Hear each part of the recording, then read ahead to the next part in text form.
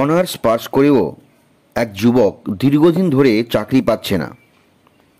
হঠাৎ একদিন চিড়িয়াখানায় তার একটা চাকরি হয়ে গেল।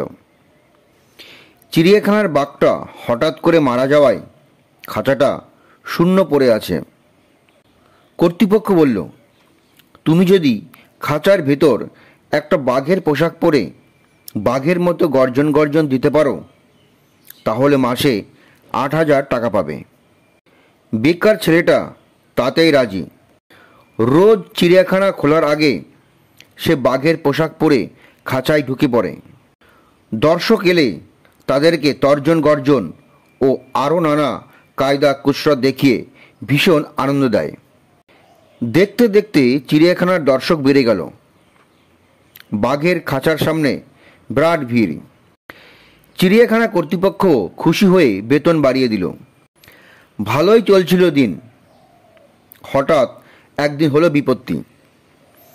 বাঘার খাঁচার পাশেই ছিল সিংহের খাঁচা। দুই খাঁচার মাঝে একটা লোহার জালের বেড়া।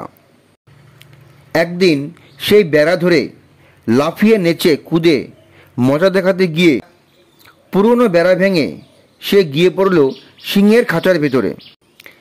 এখন কি হবে? পৈতৃক প্রাণটা বুঝি আজ সিংহের হাতেই গেল। ভয়ে জবুথবু হয়ে খাঁচার এক কোণে বসে ঈশ্বরের প্রার্থনা করতে লাগলো বেচারা। এদিকে সিংহটাও কিছুক্ষণ চুপ করে বসে থেকে ধীরে ধীরে উঠে দাঁড়ালো। তারপর আস্তে আস্তে এগিয়ে আসতে লাগলো তার দিকে। ভয়ে তো তার প্রায় হার্ট অ্যাটাক হবার জোগাড়।